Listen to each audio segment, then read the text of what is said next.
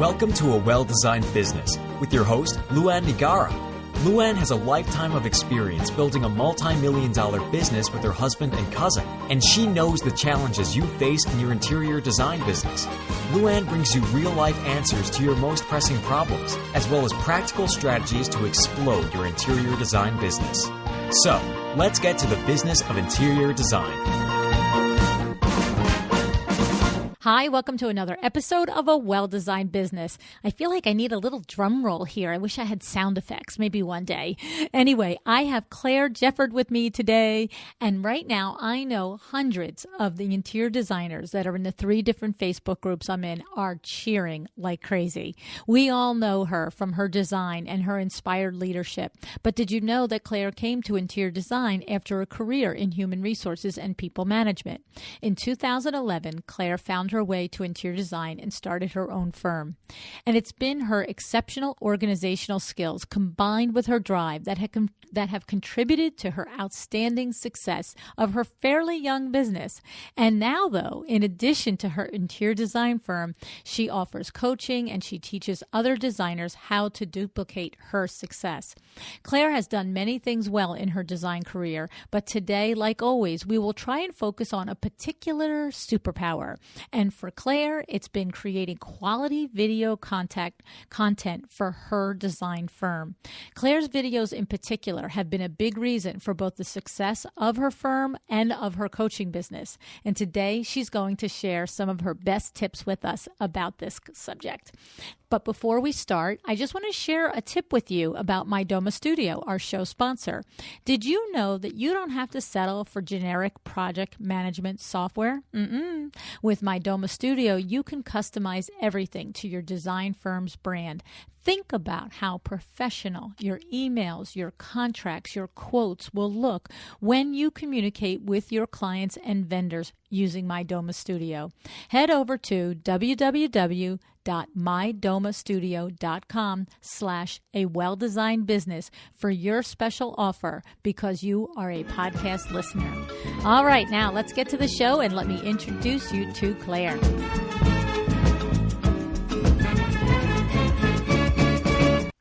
Hey, Claire, thanks so much for joining me on A Well-Designed Business today.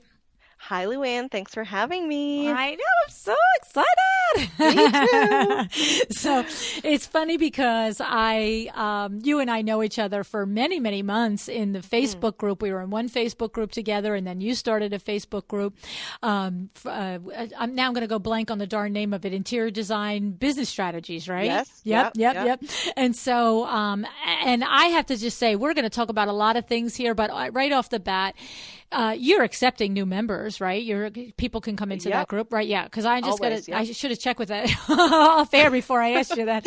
But honest to God, this is such a valuable group. I actually mentioned your group on the show a couple of weeks ago when I did a little tribute to our buddy Rachel on her year-long Facebook Live. I heard that. Yeah. I heard that. Thank you. Yes, and it was so sweet what you said about Rachel. I love her. Yeah, no, I mean, you and Veronica and Rachel and Dixie, I mean, there's others of you guys out there that are just amazing giving leaders in the industry, and I just marvel at it. And it's funny, I'll just share with you that Kimberly, just said to me in our Monday morning meeting, she's like, Lou, when are you going to start a Facebook group? And I'm like, Kim, I can't. Yeah. It's too much, I mean, and I have had people ask me, I've had listeners ask me, but I see what you guys, particularly you 3, and now Darla's got a Facebook group for interior design bloggers. And the same thing, I see the level of interaction and the giving that you and Rachel and Dixie and Veronica and Darla are doing. And I just think to myself, I don't have the time to do it. And I said, there's no point in inviting everybody to a party and then going in the other room and not being there with them. Right? That's true. I said to her, you got to be at the party. That's it. I said, that would be like having everybody over to my house and I'm sitting upstairs in the bedroom, like knitting or something. You know what I mean? Like, no. So I really am acknowledging the effort and the level of expertise that you women are sharing with your peers out there. And for anybody that's not familiar with Claire's group, Interior Design Business Strategies, it is another one of these awesome groups, and you're really a terrific leader and a great sharer and knowledgeable. So that's just my first high five to you, Claire. Thank you. My love. Yeah. So, and then we got to meet at Las Vegas last month. Probably 2 months ago by the time the show goes up. But that was a lot of fun to meet you in person after knowing you. Yeah. So very cool. So here's the thing. I'm like all over the place with what are we going to talk about. Of course, you actually are, doing interior design, and you do a good job at that too. Yes. Thank you.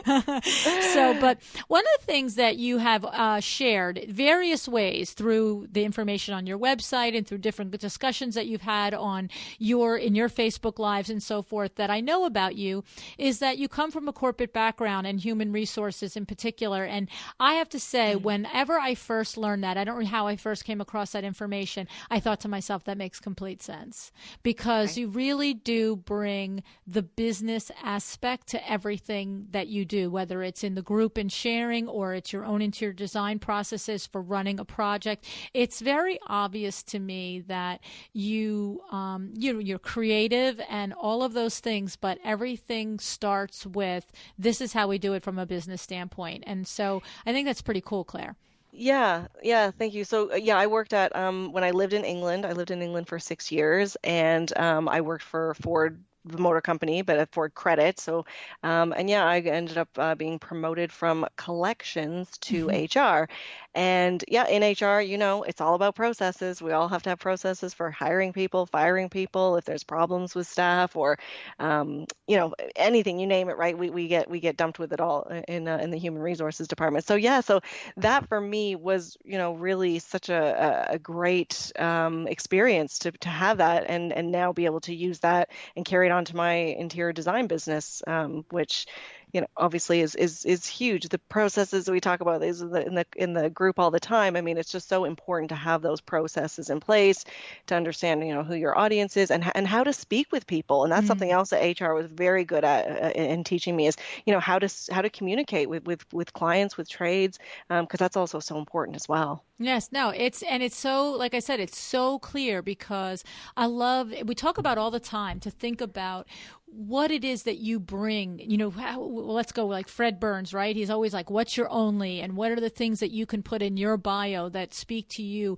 And so I think that not only is it something that is a valuable skill and a valuable experience to bring to running any business, but particularly a design business, I think that it not only shows, but I think it's something that's great that you express. And I saw that you expressed it on your website, and you explained to people that this is it's like what you said, when you come from human resources, there's no even the documentation in order to let go an employee who's underperforming. You can't just walk into them when you work for a company as large as Ford Motor Company and say you're fired. There's this whole I mean, I don't work in corporate. I've never worked in corporate, but my daughters both work in corporate, and what they describe what they have to go through in order to let go an employee who is really underperforming and has no business with the job.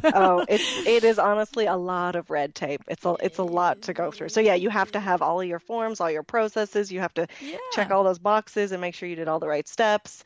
It's pretty crazy. For us, entrepreneurs, I've been, in my own business with my husband since I'm 20 years old. And the thing for me is, if we are having a problem with an employee, we just have to ask ourselves, one question: do we want to rehabilitate the employee or do we want to get rid of them? That's it. And then we move in one direction or another. Okay, this is Exactly. a worthwhile employee. Let's relook at our training processes. Let's relook at our onboarding process. Let's rethink about what we've expressed, what we've told them the goals and their duties are. Or no, we're not interested in rehabilitating. I'm like, okay, when should we do it Friday? Like that's, like I'll do the conversation. Okay.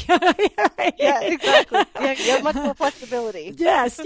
So I love that aspect of needing to have things locked down because it really does inform good project management. And I, like I said, it comes through in what I watch you do. So, okay. So here's the thing, Claire, honestly, like I said, there are so many things that you and I could discuss that I really feel that you're doing so well, but I would love to focus on how you really are moving into this space of strategizing and helping your peers run their businesses more effectively. I know that just this past spring you launched you have your main interior design website, creatingcontrastdesigns.com, but you did just launch last spring in 2017, clairejefford.com, where you are now standing in the space of, yes, I'm really good at teaching you and helping you to devise a well-run interior design firm. And so now you're putting it out there that you're doing it. And I'm so happy for you because you, like I said, I'm gushing over you because I really am very impressed. And you know what I'm going to do right now? We have to give a shout out to Liza. Yes, right? We do. Good old Liza. Where would I be without Liza? I'm telling Liza you. Jones. Yep, Liza Jones. I mean, she must have suggested you to me 2 or 3 times over the last 7 or 8 months. And I just was busy and I knew what I was seeing in the group, but I have to also know if it's beyond just conversation. And then when I really started to look and I was like, Claire really is smart. So let's do this. So Claire, a couple of things that you are doing is you are rocking it on video for your business. You're rocking it both for consumer facing. You do a lot of videos on your interior design site that teach tutorials for your potential interior design clients. And then you're also doing a lot of videos on the clairejefford.com for teaching designers how to run your business. But here's what I want to know. I happen to know from talking with you that you do them on your own. And anybody this is new for you, that you have not heard of Claire Jefford and you have not heard of her Facebook group, you need to go to her website and take a look at these videos. I mean, they look like professional productions. And so, Claire, seriously, step 1, step 2, like how do you do this, girlfriend? I mean, so I've been doing I started my own YouTube channel for creating contrast designs in 2016 of January. Okay. And before that, I was doing Facebook video. Like I get things popping up on my feed from like 2013 videos. Wow, so you were early adopter. I know. Most of it was me just singing in the van when I was bored or stuck on the way to Toronto for a client's visit.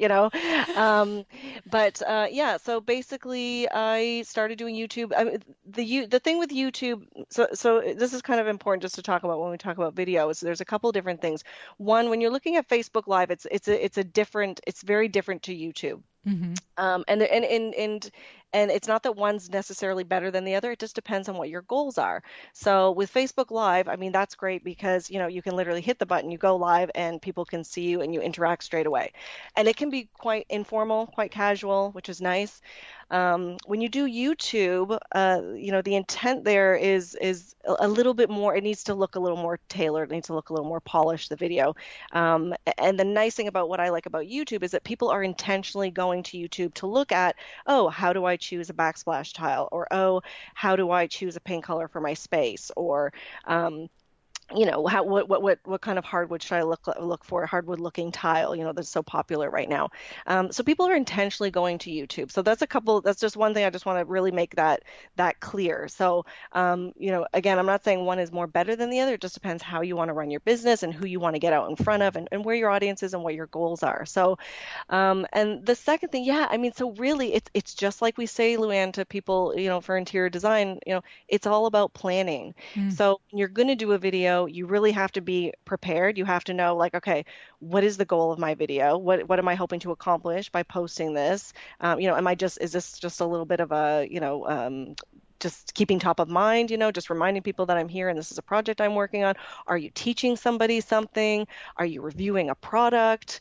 So it's having a plan for the video and understanding what it is that you want to include in that video and how it's going to look.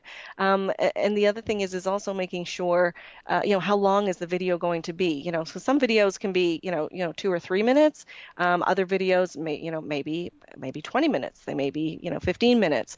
But again, you got to be able to engage the viewer for that long enough and have good enough content to be able to keep the viewer and the eyeballs moving. So one of the other things is, so I'll just step back a bit. So I usually batch my videos. So what I'll do is, because I'm not, I'm not looking pretty every day. I can't be with all of that.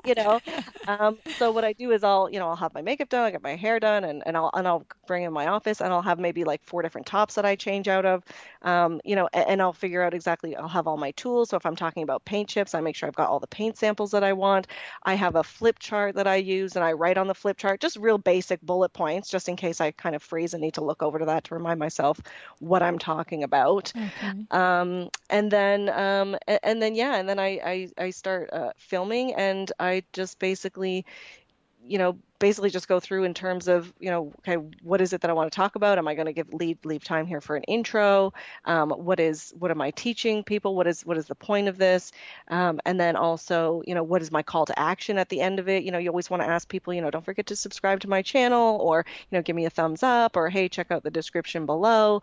But I do have little cue cards, like I said, like I have that little checklist that I have to refer to, to remind me, because it's so much to remember. Right. And the more you can plan at those early stages, we hear it all the time. I mean, editing is the bottleneck. I mean, if you're taking it to YouTube and then you're going to edit it and you're going to do cuts and you're going to upload pictures of rooms, because now I'm talking about Hail Navy and I want to show them a room where I use Hail Navy.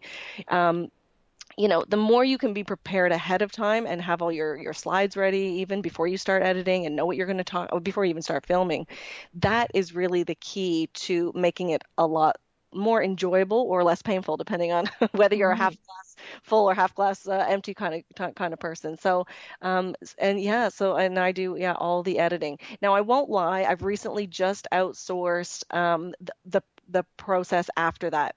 So for me, I'll do the video and I'll upload it. I do all the editing and I upload it, and then from there I now have a team that is doing the all the after bits. So basically, tagging the video in YouTube, writing what the description is. They're creating my thumbnail. They're also creating images that I can use for Instagram and Facebook, and then they're also transcribing it to my blog, because I was finding that was taking a really long time. Mm-hmm. And as someone in business, how do you how to be a smarter business person and make more money, is I needed to outsource that, because it was taking me way too long to do all of that. Right. And now I can pay someone less to do that, and I can get on and maybe do a consultation, and that covers what I pay to do that in a couple weeks, for a couple, right?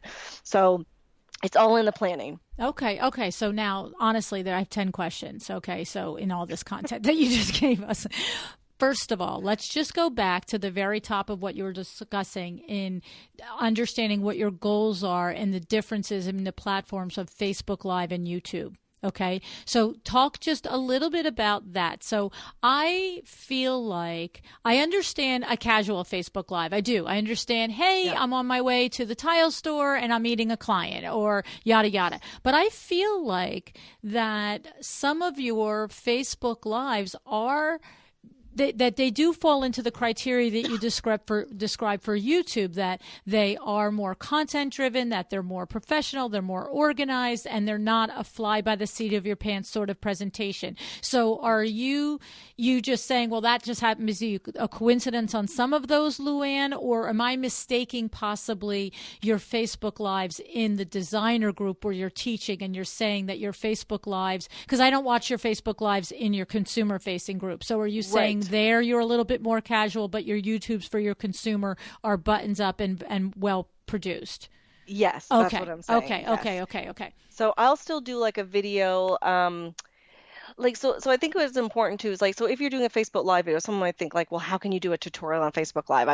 Maybe it's more me just touring a store or showing people something, but there's so many different things that you can do, or if you're in a client's home, or if you're at a supplier's, or something that you could do to just share, something that, again, we know it and we think it's easy and everyone must know this, but really, most people, if they're not interior designer or decorators, they don't understand how picking that paint color, is going to be wrong versus picking that paint color. And you can very quickly do a Facebook Live video, sorry. But yes, with the YouTube videos, I mean, you can go into more search. So in terms of what your goals are, like I think I joked about this in one of my Facebook Live in the Interior Design Business Strategies group.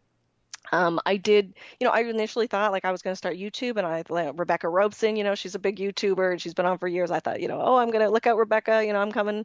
But what I actually found out was, one, it is a lot of work to do the YouTube videos if you want to make them really, if, like you said, button them up, tighten them up, and make sure that they look professional. But the other thing is I actually found that I was using these videos to then share with potential clients or with clients or on my Facebook page. And then I was finding that, so now if you go to my services page on creating contrast designs, I have a drop-down menu. And on each of the little drop-downs, so it talks about my services, and I put up a video. So I'm talking about like choosing color. So I put up a video on where I chose color, or I talk about, kitchen renovation. So I have one there on a kitchen makeover that I did. And then also just like having conversations with people, potential clients over the phone, and maybe they're having a dilemma about, maybe space planning. They're like, I'm thinking about hiring you. I need to do some space planning. I see you do 3D designs. And, so not only will I send them, obviously I have a process after I talk to them, but I send them some information, but then I'll say, oh, I'm going to also send you a couple videos on, where you can see where I've taken clients through a virtual walkthrough, or what it looks like before, during, and after, like the reality the rendering to the reality. And then I get the call back going, oh, hey, or the email back going, yeah, we'd like to hire you. And what I'm always really big on, and I don't do this at the first meeting, but maybe at the end or somewhere kind of in between, client relationships and while we're going through the project, is I'll just say, can I just ask you, like, why did you hire me? What was it about me that, kind of stood out? And they said, like, honestly, one of the things was that, obviously portfolio and reviews always come into it, which is nice. But, a lot of people are saying to me, we saw your video, or, you sent us that information and you really explained to us, we could see the value, or and we got to know you, like we saw that, like, oh yeah, this is someone we could work with, we like her, we like the way she, and I'm not for everybody, just like every designer is, we're all different, right? And we all have our different little niches and our personality traits and quirks. So that's what I was finding, like, damn, these videos, like, people are relating to me a lot faster than they can by just looking at a few images on my website, as well as, the email that I send them after our conversation. It's just taking that extra, it's showing them that extra little bit of you and what you can do and what you're capable of. And the videos too just really set you apart as an expert in your niche. So if they're inquiring with two other designers and I'm sending them this follow-up and I'm saying, okay, I have these processes where you're going to fill out a questionnaire, we're going to do an idea book on house before I come to see you. Oh, and here's a couple of videos pertaining to exactly the problem that you're talking to me about. All of a sudden they're like, okay, you know what? And even if I am more expensive, because sometimes I am in my area a little more expensive than others, people, they get the clients. Value. They get the value. They already, exactly. The video is helping sell the value and helping them put themselves in the position of what it would be like to work with you. The fear is taken away because I think that's a lot of the times what the fear is with anything that we do. Any interview a doctor. I mean, I'm going to go to see a dentist the first time, and maybe my friend likes him, but then I get in the chair and I don't like him, and now it's like, you know what I mean? Yeah. So whatever, right? Yeah, okay. It just takes away a little bit of that guesswork. Right. Sorry, I may have digressed a little there, but yeah. Okay. No, not at all. So get us in the actual reality of doing your videos, because Claire, I've interviewed Pulp Design Studios, Beth and Carolina. They have gorgeous videos, and Marie Flanagan is also an interior designer. But these firms have all hired professional video production companies to do their videos, and they're amazing, outstanding. But you're doing it yourself. And yours, I would say, stand out to me in that one level up from the rest of us that are doing it ourselves. And so you talked about that you have your bullet points set up, and you talk about the preparation. I get all that. Change the clothes, get the hair done, make yourself, and you get the hair and the makeup done if that's what makes you comfortable, right? If that's right. Only if it's important to you, right? Yes. Exactly, right? And so, but you have everything, your materials at hand. You're not starting a presentation saying, oh, for crying out loud, where are my paint chips? So I get all of that. Yes. But and I get the content. I get what is the point of this video? How am I gonna? What am I trying to teach them? Am I trying to teach them the difference between green gray and blue gray, or what am I doing, right? But start us with: do you have your iPhone set up on a tripod? Are you using a video camera? Get us down the technical road. Sure. So basically it's just my phone. So I have a smartphone and I use my smartphone. I have a tripod if it's a video where I'm filming it in my office, and I set up the tripod. I do have a lapel microphone that I use as well. It's a wireless mic, right? It's not wireless. I should get that's next on my list, Luann. So, but I don't feel like I don't remember seeing you tethered to it. I did well. I did remember when we did the Woodwill in my group. I did that in Las Vegas. I basically I got a dual connector, which is good if you're going to be interviewing somebody else. Oh, right. So basically, you just put it in the one end of your phone, right, and then you've got the lapel. Whether you're using the dual connector, and you need both, and then you just clip it to. I mean, what that does, especially if you're out and about. Like, so when I'm at High Point and I'm doing videos, I'm going live. I mean, there is a lot of background noise, as doing a podcast and everything, that can be picked up on very, very easily in the audio. And our phones are so advanced these days. Right. So I would just recommend that to anyone. I mean, you can get them for $20 or $30 on Amazon. Like, they're not, right. I have a Rhodes lapel mic, I think it is, a lavalier mic or whatever the heck they call it, right? Okay. Yes. Okay. So you have that, and you have it on a tripod. I have it on a tripod. And you have a remote starter to start it. I don't. No, I don't. You're reaching over, and then what do you do? No, what I don't feel like I see you reaching over to turn it off. So do you just edit that out? Yes. I edit it out. Yeah. So I'll hit record first. I do a little practice runs first. So, I want to see what the lighting's like. And this is another thing I say to people, like, sometimes my lighting, we all can look back. When anyone's hesitating on doing video, I find it's usually because they're saying like, oh, I don't think I'm going to look good. And we just talked about hair and makeup. I mean, I've got some videos that I did, last year, and I really did not, I just wanted to pump out some videos, and I was doing a challenge. I was doing a vlog every day in April challenge. And I would just go and I'd be like, oh my gosh, what am I gonna video about today? And I didn't worry too much about what I wore. I just went and I hit the button. And I look back now and I look at some of those videos and I think, oh my gosh, that color was terrible, or the lighting was bad, or oh gosh, look, my makeup wasn't done. But honestly, if the content is good, right. Okay, you gotta look half decent. You gotta be able to care. See you, right? Yeah, and you gotta be able to see you. I mean, you can't be like shot in the dark. But I mean, if the content is good, people are gonna watch and they're gonna stay to the end if it's compelling enough for them to do so.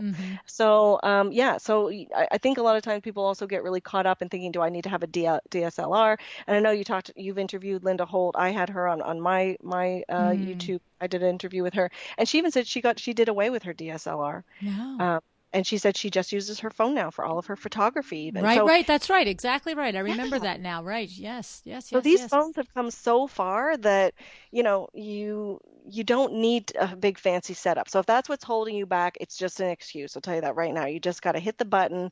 And again, with the Facebook Live, you can be a little more hit the button, then step into the shot, right? But now you're also using the lav mic and your smartphone for your YouTube videos, where it is a little bit more buttoned up. Yeah. Okay. Yeah, I still use them. So then tell us then, so what's happening, what software or what platform or how are you editing them then? Right. So I use a software called Camtasia. So basically what happens is once I've done filming the video and it's up in my little Google Cloud, then I basically upload the video to Camtasia. And then I start editing it. It's you can separate the audio and visual. So if I want to cut out certain pieces, you can upload like little call outs. So if sometimes you'll see I put something up on the screen, like when you did the Woodwill in my group, I was at the airport, and I was editing it really quick. I know it went up for Widwill. It was a little bit different, but I realized that in the video, because again, there's so much to think about that I didn't say where you were from. I said, Oh. oh, I've got Luann here, but I didn't say, from a well-designed podcast. So I was like, I was thinking, okay, I have to do this, So basically what I did was I uploaded these call outs and I put your name on it and then I put your company name. And then at the end, I added some more, so you can do Almost as much. like when you're like on the news and or somebody Yeah. comes on the screen and they just put their name underneath. You could do that Yes. through Camtasia. You can do that through Camtasia. I can upload music. So sometimes in some of my videos, there's just music quietly playing in the background. I don't want it to be too distracting. Depends on the video, what the content is as well. I can upload images. I can zoom in and out of images. It's pretty good, and it's not hard to learn. So again, I've self-taught myself this. People think I'm really techie. Like honestly, like here's a secret, I'm not. No, I do. I'm one of those people that thinks you're really techie.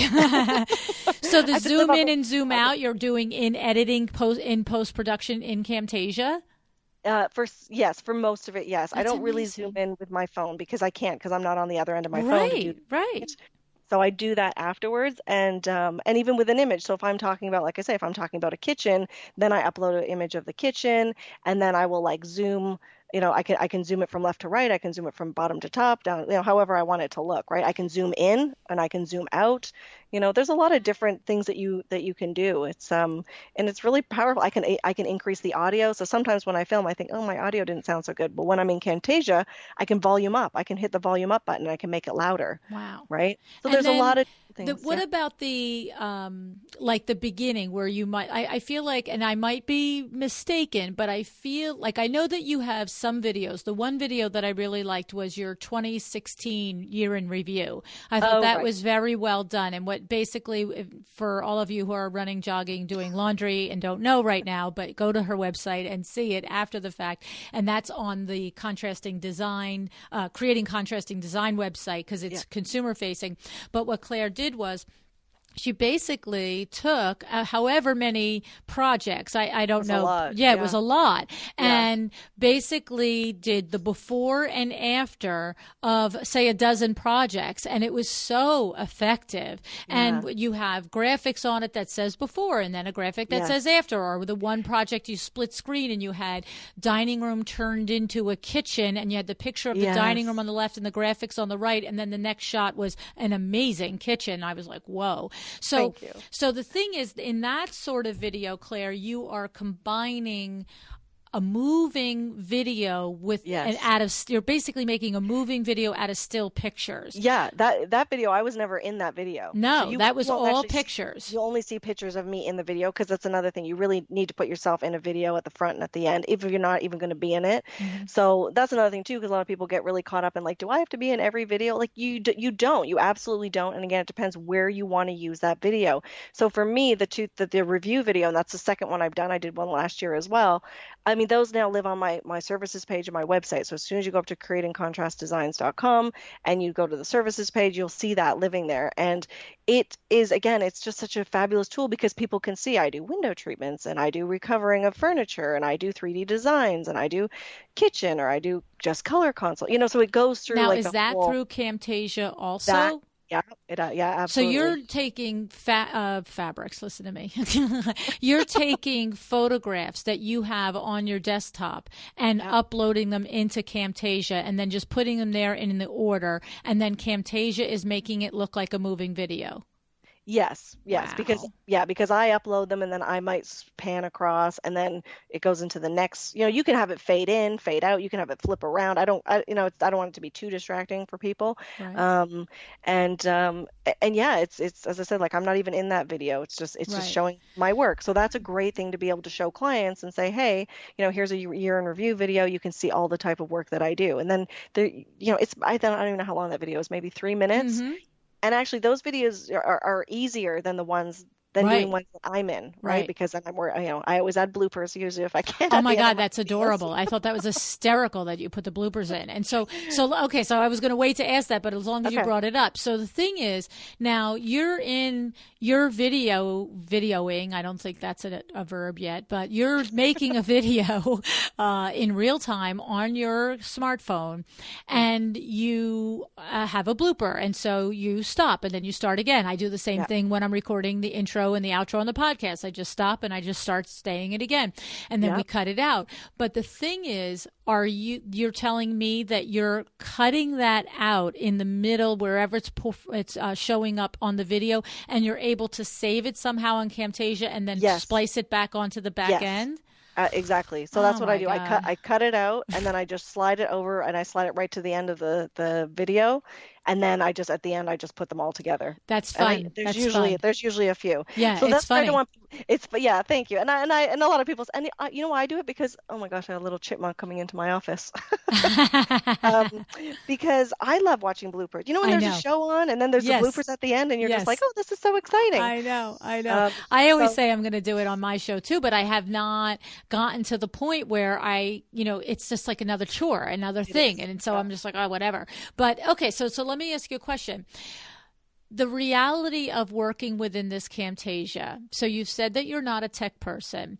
I know, and you've been doing it for several years now, so that you have great expertise in this, regardless of not being an actual tech person. Can you actually think back and say, honestly, it took me 5 times working with it, 6 hours working with it, or even how about this question? I've never used Camtasia before, and you would say to me, Luann, if you had 20 pictures that you wanted to do before and after right now this afternoon, it's probably going to take you 5 or 6 hours, or it's going to take you 2 weeks because you're going to have to learn a lot of skills. Or what are you saying to me? What's my curve here? Yeah, I don't think it's that long. Like honestly, if as again, so you want to be Understanding I prepared. can't figure out Canva yet, just like so Right. add that Okay. to the story. Like I love Canva. I use that a lot too. Oh my God. I like everybody says how easy it is, and I have like the most basic designs that take me forever. Well, sometimes that may be overthinking too. I'm not sure, but sometimes I know it's easy to overthink. Does that look right? Is that even? I would say honestly with Camtasia, I would like as I said, like they have some videos. You can always go. The great thing now is you go on YouTube and you could just Google How sorry, to do YouTube, it. how to like on Yes. Camtasia. How do I edit a picture? How do I zoom in and zoom out? And there's a video, a 2-minute video shows you how to do it. So Okay. it really isn't that complicated. Now, I just think that though, I mean, it depends what kind of videos you want to do. It depends if if you want to get that technical. I think everybody should have at least a couple crucial videos on their website, and I think one is a service like the year in review, the one that that's sort of an idea. I love that one. Yeah, thank you. So doing something like that, or services like this is the services that I offer, and then even another one that says like this is what it looks like to work with me. Right. So which I guess really could be the same thing. But I think so if you're just looking to do a couple of videos like that, and the rest you're like, Claire, I'm never going to get on YouTube. It's not going to happen. I still think you need to embrace video even for Facebook or for native uploads, or you could still have a YouTube channel that you use, but you just don't publish. You don't hit publish on your videos. And so what you can't just see, share it with your clients when they Yeah. want to? Okay. yeah. So when I upload videos to YouTube, I literally have, I don't even know how many videos. I mean, I have over 50 on my one creating contrast designs. But what you can't see when I log in, I see that I have over 100 because I use them in different ways to send information to clients, or if I want to do a tutorial to my assistant, I want to show my assistant how to do something. I don't have to keep showing her how to do it over and over again, things like that, right? So you can Right. upload them unlisted. They don't have to be fancy. And even when I hired my coach, I literally sent her, I did a video, I shot it here at my laptop, and I was just like, I really want to work with you, and this is what I'm thinking about doing, and do you think this is going to happen? I unlisted it, I uploaded it, unlisted to YouTube, sent it to her, and she got it. So you won't even see half the videos that I've So done. for you, it was was almost like a voice message to somebody, but you did it as a video message to somebody. Yeah, right? Because you can connect that much quicker, right? That's right. That's right. I love it. That's awesome. It's you're making it seem a little bit more accessible, I have to say. And of course, many of the people listening, many of our colleagues listening do know you already. And so they know why I am asking such in-depth questions, because your videos do come off as, professionally done. And so, but for others who have yet to see them, to me, look, I could pop on my phone. I've done it a dozen times, popped on and put a video up on Facebook or whatever. But you can see I'm doing it in the moment. It's like, whatever, I'm just talking, whatever. Yours really do feel like, what you've said, you've taken the time to figure out what you're going to talk about, put your bullet points. And so what do you have them on? An easel on the outside, like behind the tripod of your phone, or how do you cue card yourself? Yeah, so right opposite me in my office, where I literally have a mirror, one, because sometimes, you got to look and make sure you haven't got broccoli stuck in your tooth or something. Okay. That's a smart little thing. Yeah, and second, I have a flip chart. So I have a big white flip chart, and that's where I just make and then what do? You just go over and flip it, and then you edit that out. I'm thinking when you said flip chart, I'm like, oh, how do you flip it so you don't worry about it when you're going to make your next point, you flip it over and then start talking again. You know what? I kind of jam as much as I can in on one page. I just use different colored markers. Okay. And honestly, I usually know what I want to say. I have a really good idea. I've already thought about this idea 3 months ago for a video, and I'm like, oh, I really got to get this out, and I think it'll be really helpful. And so yeah, they're really more there for me just as a little reminder. And then if I just need to pause, and then sometimes also like I'll look at it and just be like, okay, did I forget anything? And then you just pause in the video. Like I just pause myself. I don't touch the button. Right. And then I'll just look over and I'll go, I touched about that. I touched about that. I touched about that. Oh yeah, I didn't talk about this. And oh yeah, my call to action. Okay. And then and then I just start recording again, or I start speaking again. So yeah. So for those ones, like I say, they do take a little bit longer. But once if you plan it, it really doesn't take as long. It's the aftermath that I was finding was kind of killing me a little bit. So that's why I just started outsourcing that bit. But because I know what I want my videos to look like, I know what the feel I want them to have. I still really like to. I don't want to lose that control in terms of handing the editing part over. Right. And so, tell me a little bit about the value to we've discussed how it's clear that the value in a potential client getting to know you and really being able to visualize working with you, because like you said, we don't all resonate with every person. So somebody's personality, they might have a 5-minute conversation, 20-minute conversation on the phone with you and think that's great, and then watch 3 videos and go, oh no, she's going to drive me crazy, like I can't hire her, right? So that's awesome. We love that, because you know what, they'll probably drive us crazy too and keep moving the heck with you, right? But the thing about what I was questioning is the value of making because there's a little bit more safety involved in making a video that we know we're going to edit in Camtasia. So like you just said, you can literally pause yourself, not your tape, not your running phone, but you can literally pause yourself and mentally say and look over and say, I hit all my stops and I hit all my points. But so are we feeling like that has translated? I see it on your website, but do you also then upload those to Facebook, to your consumer facing community, or you don't bother uploading those to Facebook? You just keep Facebook as a Facebook Live and I'm at the tile store, yada, yada. Sorry, so are you asking, Luann, if I upload videos that I do on YouTube to Facebook, or do I upload Facebook Live videos to YouTube? No, right. What I'm asking you is, do you, the produced videos, do you purpose them for both Facebook and YouTube, or simply YouTube? That's what I'm asking. Oh, no. I will use them wherever I can. So that's the other thing you always want to do. You always want to reuse your content, yes, that's right? What I was wondering. Wherever you can. So yeah, so I'll reuse it. Now so there's a couple. It's a little bit tricky sometimes with a video, because what happens is when you upload a video natively. So if I do the video, and even if I do it in Camtasia and then I upload it right from my laptop, rather than YouTube, if I upload that video to Facebook, now you know that more people are going to watch that video because it's going to be a running video in their feed, right? Right. Now I really like to get people over to my YouTube channel and subscribe to my YouTube channel. But if I in order to do that, if I just take the link from YouTube and I put it on the Facebook post, you're only going to get a little picture on the left, and then it's going to say, clairejefford.com, 6 ways for a successful business, and a little snippet, right, of the thumbnail, right? Right. And it's not as effective because people can just scoop through that right through your feed. So you may have to just take it one step further. And sometimes what I do is I take like a picture from the video, so I'll cut out a picture from Camtasia from the video, and then maybe I'll put like a play button on it, the red play button. I'll edit this in Canva, which you love so much. And then what I'll do, and then what I'll do is I'll see. I don't hate Camtasia yet, like I hate Canva. So I'm really very optimistic about this process so far.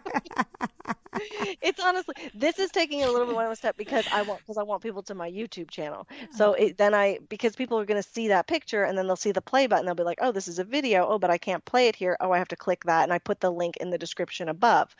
Okay. Let me just clarify that. So what you're saying there is that you have created a video. We've created a video in Camtasia. We'd edit it. We love it. It's on YouTube. Now what you're saying is, and we're talking about for consumers. So we're talking about interior designers that maybe did a video on how to, style the bookcase or something, right? Yep. So now when you go to Facebook, you are selecting through the editing efforts of Camtasia a single shot from that video. You're making it a picture on Facebook, and somehow in Canva, which I don't even want to know, but somehow you're getting that red play arrow on it. Yep. But it's not a live link. The live link is what in the comments. Copy. It's in the copy above. So I'll put whatever the title is about, and then go click here to watch the video, and then I do an arrow, and then I'll do the link. That brings them back to YouTube. It brings them off of Facebook back to YouTube. Okay. Yes. So now, tell me about why you don't just upload the video to Facebook and then separately upload it to YouTube. Why are you so doing it the other way? I do sometimes. Okay. The truth is I do sometimes. It's just sometimes I just like to test things, and I just like to see. Let's see, are more people clicking through here? Because really, Facebook doesn't want you to leave Facebook, and so they don't make it easy to leave Facebook, right? So if I upload the video, what I'm saying, is that if I upload the video natively, I've created it in Camtasia, and I've tailored it, and I've put everything over on YouTube. But then I've also just taken the one from Camtasia, and I've uploaded it natively to Facebook. That's probably going to get more views than me just copying and pasting a link from YouTube. Right. So because again, so it kind of depends. It kind of depends again. What your goal is, and how many people you want to reach. There's kind of ways to try to get around it, but but yes, so to answer your initial question is absolutely reuse that wherever you can reuse it. If you can then post it to share a link to your Instagram, if you're on Twitter, if you need to send it to a client, okay.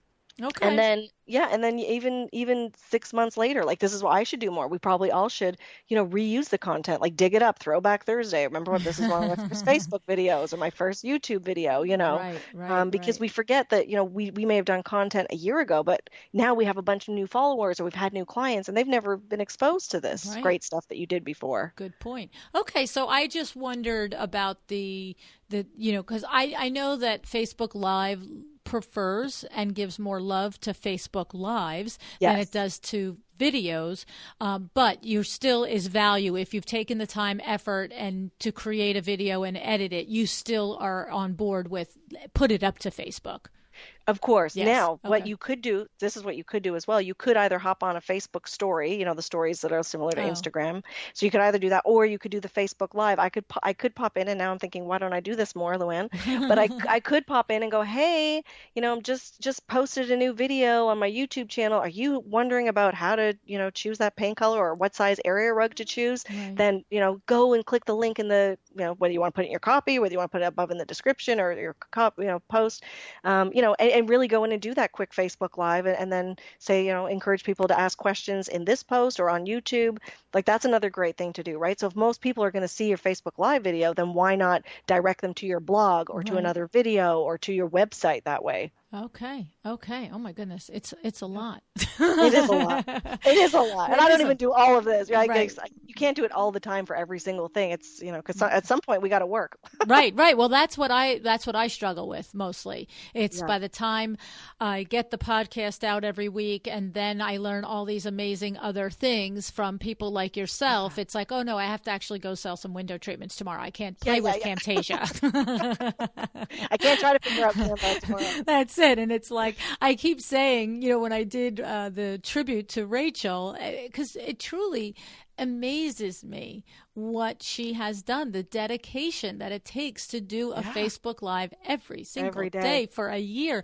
And then see, the thing is, for me, I understand the Herculean effort that takes to do, number one. And that in itself is noteworthy. But when I also know what it's created for her business and her livelihood in the last year, that's where you have me at hello. You see, if it was just if it just ended up being, something that she did that in itself was amazing, but didn't result in revenue, it'd be like, okay, well, that's amazing for you and great. But when I see what it's creating for Rachel over there at Design and Style, it's just it's something else. And so even at that moment, I thought, this is really it. I actually had a moment all week where I said, her 1-year anniversary is going to be my birthday for doing this Facebook Live thing. And it's a month later, I still haven't done it. I'm just like, yeah. I'm overthinking it. I know I am. I'm completely overthinking. The whole, what are you going to talk about? And I tell you guys all the time, don't overthink it, just do it. But it's like one of the few areas that I'm not very, usually anything I'm suggesting that you do as a business person, I've been there, done that. But this one, I just keep saying, it's a good thing to do, guys. You should do it. I think maybe you're probably similar to me. I mean, I like to have a plan. I feel like I feel like it needs to be planned. And is this going to be part of a series, or how am I doing this? That's what I mean. I have notebooks full of a list of this and a list of that. But see, I have to say, what's appealing to me now is more this doing it organized in a way, and then, like you said, like recording 4 of them one day, and then putting them out there. Because I guess I also too resist. I've been talking about it a little bit more on the podcast out loud. I resist the behind the scenes thing, and not because I'm private, but because I just find it hard to believe that anybody cares.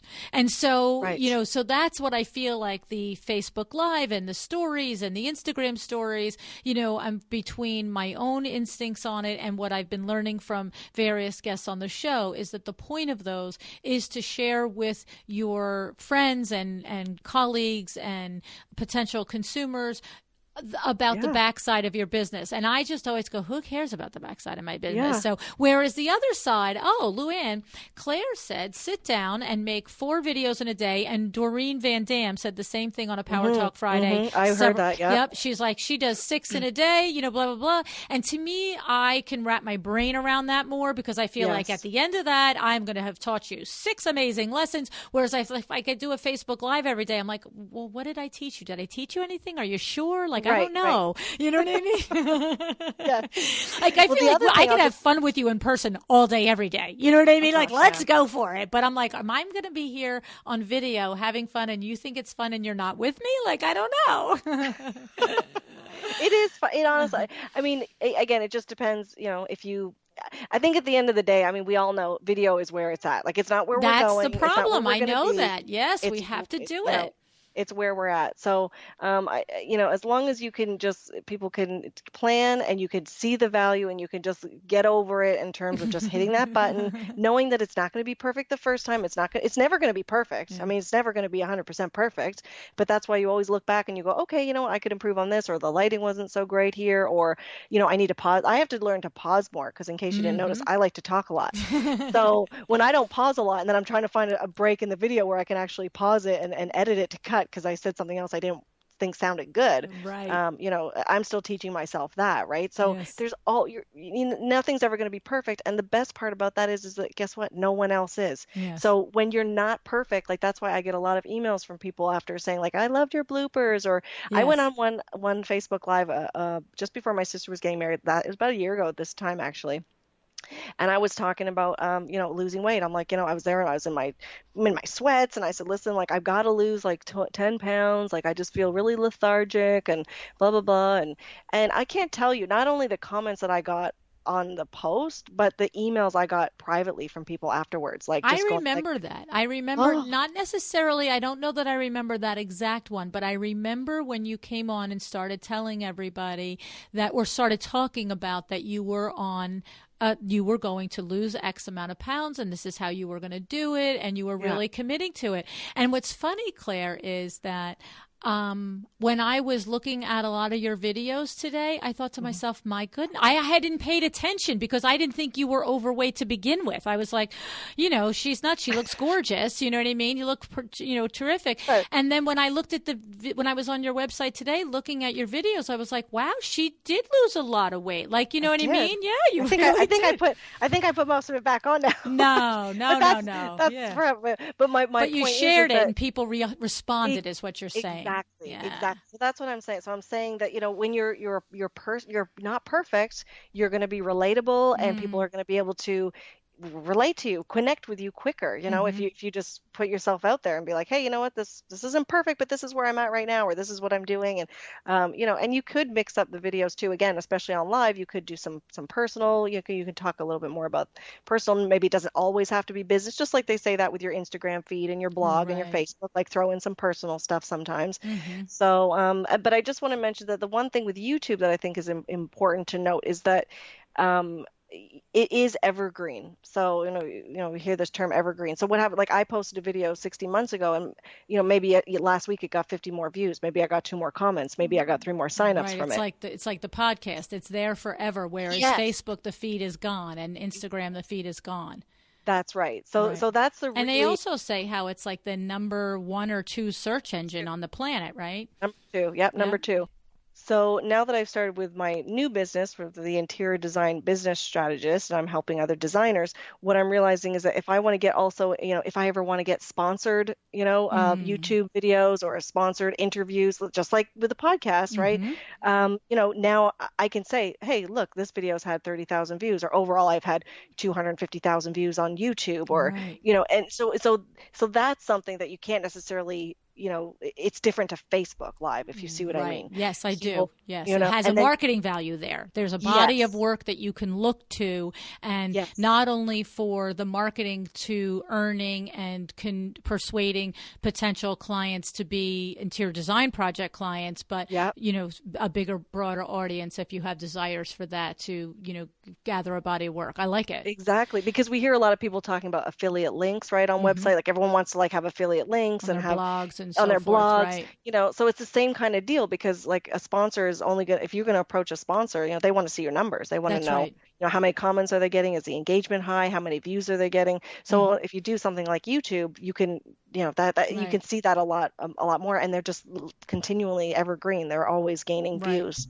Well, and it's just like every single week I, ask, beg, borrow, plead, and ask people if you love the show to review it on iTunes. It's like, I can't tell you the number of times I have a conversation with a potential sponsor or a current sponsor, and we're talking about either, if it's a potential sponsor, then I'm saying, you want to know what if my show's worthwhile, go to my 170 plus reviews on iTunes and read what they say. But I need for people to do that so it's there. And the thing is, you don't want to send somebody to iTunes. Like, say, for instance, at this moment in time, I have over 170 reviews. What I Nice. can tell you and what I can share with you is, what's funny is, I don't like asking for it every single show. But as soon as I don't ask for 2 or 3 shows, then I don't get reviews. Like, it's Exactly. hysterical. And I understand it as a person. I'm a person too that's busy, right? But the thing is, there's no value. It's not no value, but it's less value if I were to say to a sponsor, oh, go look at my iTunes reviews, and the last review was 4 months ago. they would look and go, Exactly. well, what happened in the last 4 months? You're off your Yes. game. So, Yeah. it's like you have to keep doing these things, but the body Yeah. of work is there and it stands. And so that's a good point for you to also make about creating not just live Facebook videos and live stories on Instagram, but content that you're proud of and that you've taken the time to put together and taught something to a potential consumer. And also, when we just take a minute to talk about how it is the number 2 search engine out there, is the title of the video. I mean, I know I struggled with the podcast. You notice about 5 or 6 months ago, it shifted. Almost every title has the word interior design in it. In my brain, I go out of my mind because I was having a conversation. I can't recall which guest it was, but we were talking about blog posts, and it was like it was just Allison Fannin recently from 235 Designs. And she's such a really successful blogger. And we were talking about how, yes, in your copy, be creative, be a terrific writer, all the lessons that you learn from your English lit and your English composition classes. But the titles have got to be how to design a room, how to pick a paint color. Yes. And I struggle with it and I hate it because I feel like I'm appealing and attempting to appeal to creative people, but then the titles are like how to grow your design firm, how to use Facebook for your design firm, how to this. But I'm like, all right, peeps, this is how it's got to be. Yeah, that's it, right? Because that's what the search engines are picking up. That's what people are inputting into Google search when they're looking for something. That's so you want to be able to come up quicker. It's the exact same with YouTube, for sure. And then just to touch on that too, what you said before, Luann, is the same as asking for subscriber. Like ask for those reviews, ask for subscribers. It's the same with people with asking for house reviews. Like people will be like, how do you get, like I have 94 reviews right now. I'm very excited about that. And people say, how do you get so many reviews? And I say, I ask for them. I ask my clients. Some people say, how do you ask your clients? How do you? You may as well tell us right now. Yeah. So usually I try to get them when they're on a little bit on a high. So, it's either like, so I have a big installation tomorrow, right, at this home, for these lovely clients. And I'll probably, get her to, I'll wait till we accessorize. We're going to accessorize the next week or so after. And then once it's all done, we'll have maybe I'll take over a bottle of wine and we'll have a little chat. And I'll say, oh, by the way, do you mind, reviewing me on house? And I really appreciate it. Do you open the iPad right there and say, here, no, here? No, but I send it to them straight away as soon as I can. Or even if it's just a consultation, I get people to review me for a consult because I've given them I give a ton of value in my consultations. So even if it's just a 2-hour color consult, design consult, I will absolutely say to people, at the end of it, if I think, most of the time they go well. Yeah. I mean, sometimes some people, are just expecting way too much for you to do in 2 hours. It's not possible. Right. But the majority of people, I try to pre-warn them of that. Not warn them, sorry, that's not the right word. But, I manage their expectations, right, before we even book to say, list your priorities. And then when we leave, they're usually like, oh my gosh, I'm so excited. I can start implementing all these ideas. And it's been so great. And I just say, oh, awesome. I say, oh, do you mind if I send you a review for House? And, it only takes 2 minutes. And I really appreciate it because that's where I get like 50% of my clients.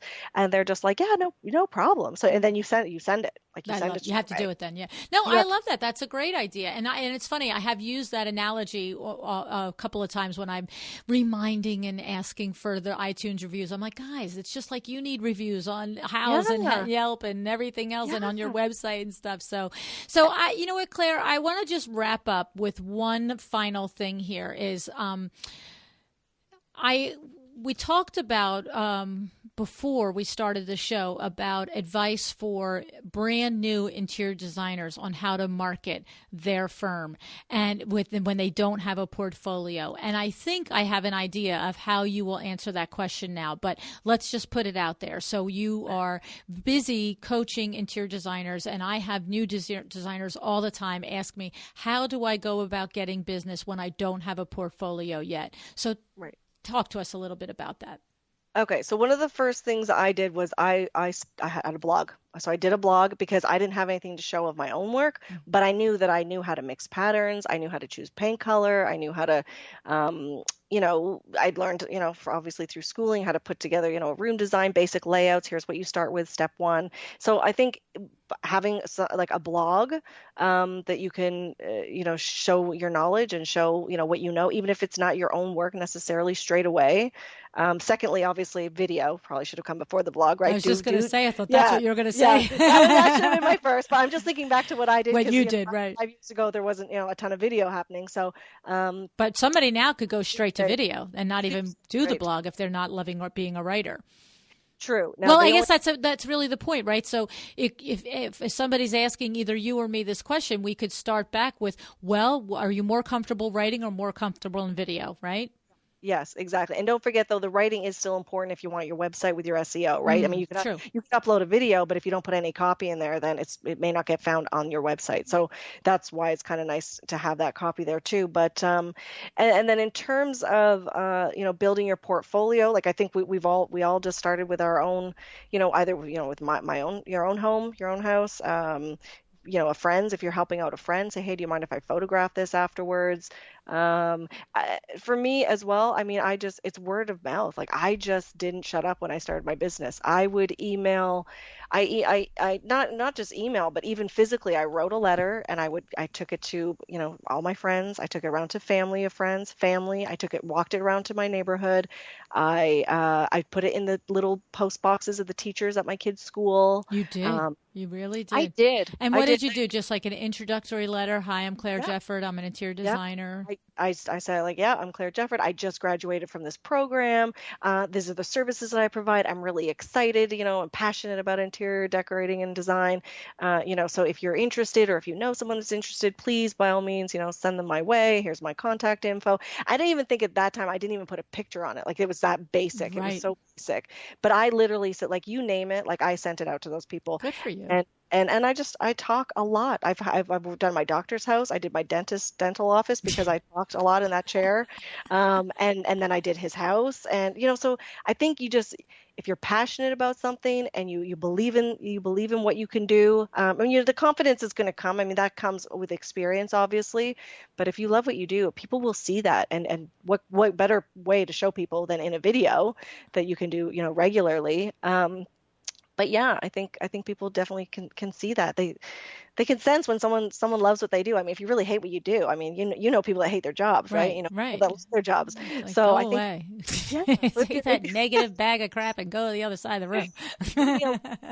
So yeah, I say people tell people what you do, and don't be shy to hit that record button and start sharing. I love it. I think that you're exactly right. The combination of the blog with the video, and the thing about the blog is that I know it's overwhelming, but if we're also, if you're telling me and Claire that you're brand new in business and you don't have a pipeline, then guess what? You got time for it. I'm just saying.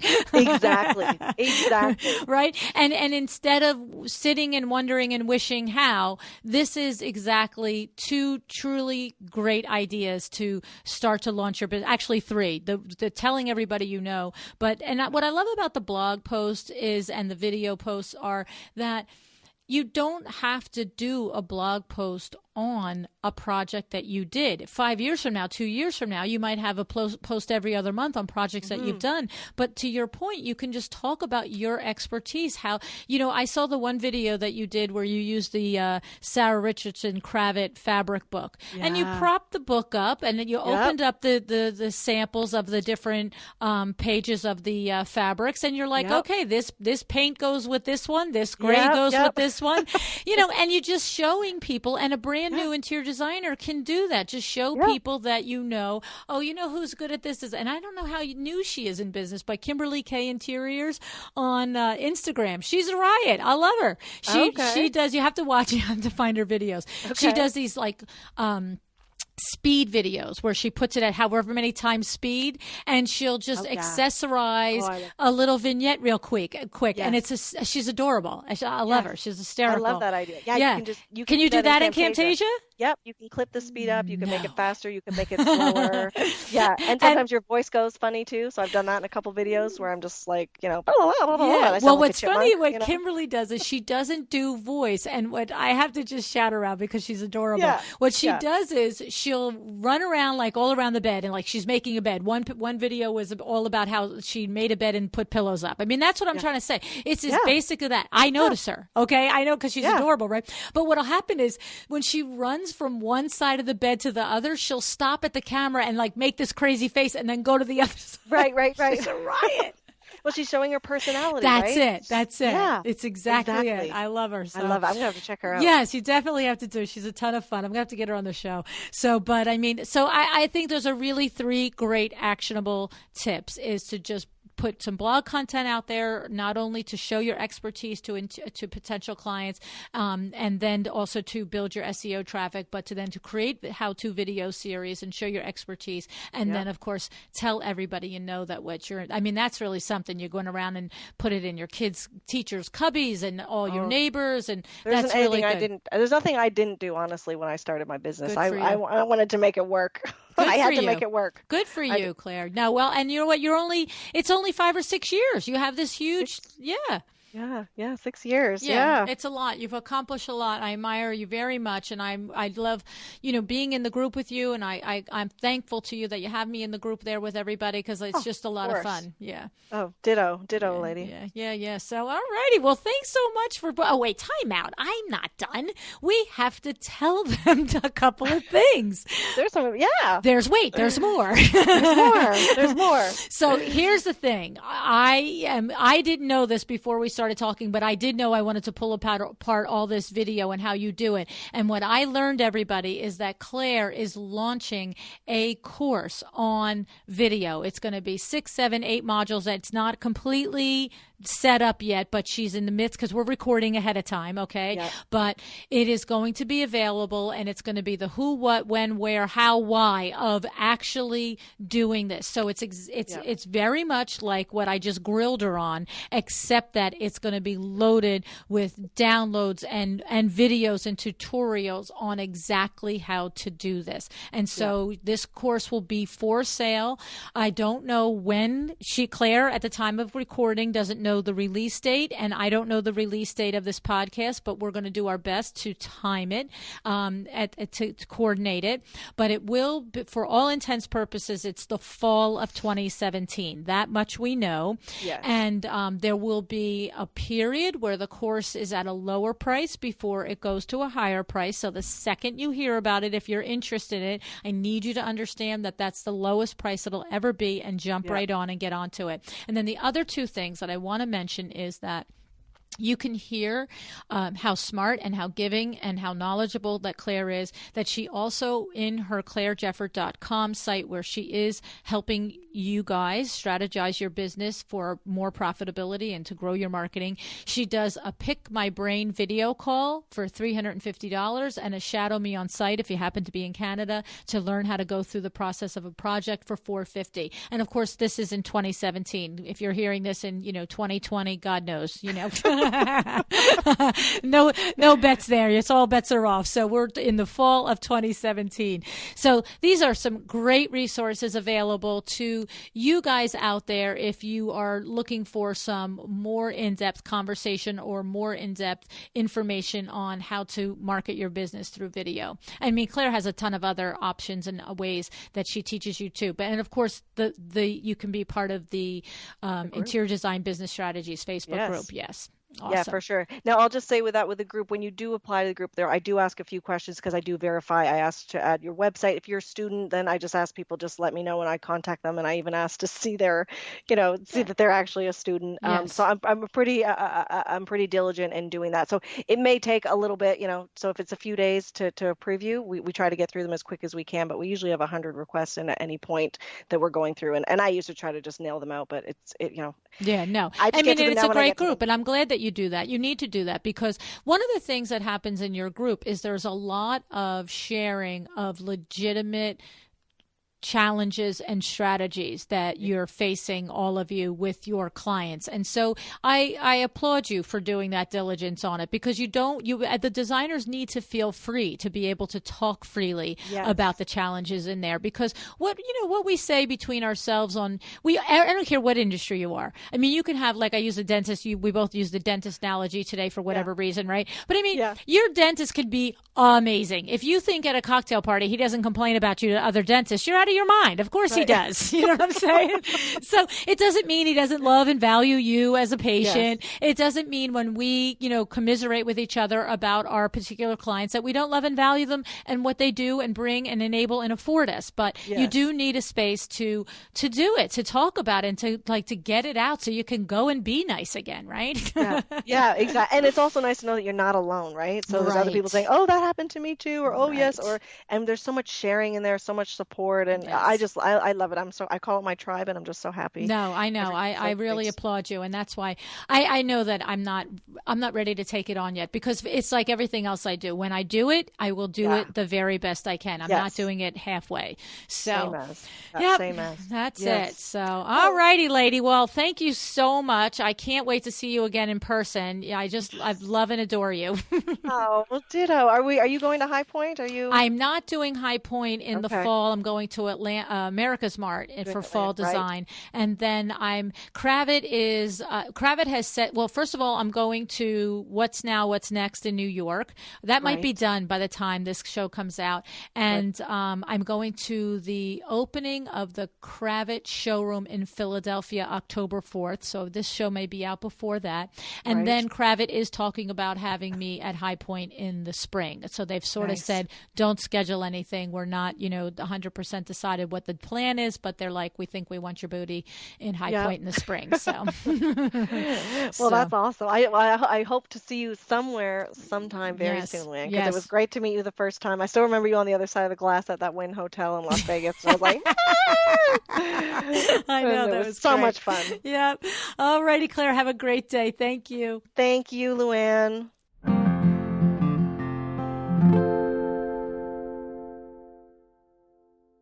So I'm sure you can easily see why I connected with Claire so quickly after just one meeting in Las Vegas. She is a smart lady who is on a mission to help you be better at running your interior design business. She has a down-to-earth approach that I love. And the thing is, Claire has been in your shoes, so she understands exactly what you are dealing with on a day-to-day basis. And I am 100% certain that her step-by-step how to create video course is going to be off the hook. During our recording, we didn't know what the timing about its release would be, but I have to let you know it's in pre-sale right now. The pre-sale started last week and it is going on until October 2nd. So that means you only have about 3 days to get it at the very lowest price it'll ever be. You'll still be able to get it after October 2nd, but the price will go up as the days and weeks go by. So if you are interested, head over to, this is sort of long, it's www.clairejefford.com/leveraging-video-for-interior-design-business hashtag. Now, you probably could just go to clairejefford.com and find it, I'm pretty sure. But we will put this direct link in our show notes in case it's just easier for you to click on it from your phone or your desktop or whatever. All righty. So I just want to say a couple things. First of all, I ask you guys all the time to leave a rate and review. And I realize that sometimes I should share them with you. So because some of them are really, really cool and really, really wonderful. And I just wanted to thank Melissa Sanabria. She said, although Luann's podcast focuses on growing interior design businesses, the practical and actionable advice that Luann and her guests dish out are applicable to nearly any business. I started listening a few months ago, and I decided to go all the way back to the beginning to methodically listen to each episode so that I didn't miss a thing. Luann is authentic and honest and curious, and she does not gloss over the details. Thank you for creating such a helpful and enjoyable content. So I have to say, Melissa, thank you. Thank you so much. Thank you for understanding and appreciating, my, questioning nature. Not everybody does. It works to my advantage here. And I am also give you, high five for going all the way back to the beginning. I've said it on the show before. I can't even go back and listen to the first 10 because I was getting my sea legs. But, good on you, because you know what? Those first 10 guests were very, very good, even though I wasn't so good then. So, all righty. I just want to say thank you to everybody who has left a rate and review in the last week or two. And if you have yet to do yours, I'd sure love it if you did. I think that's about it for today, guys. I will see my Philadelphia peeps on October 4th. That's next week at the Kravitz Showroom. If you'd like to be interviewed, hit me up at info@windowworksnj.com, and I'd love to schedule a little 10 or a 15-minute interview with you. It'll be fun. And I think that's it. So have an excellent day. Thank you for joining me again today for another episode of A Well-Designed Business. This podcast is a production of WindowWorks in Livingston, New Jersey, your trade resource for custom window treatments and awnings. Learn more about WindowWorks at www.windowworks-nj.com. All of our music is original music by Room 2 Productions. Please contact us if you want to learn more about original music for your business or your events.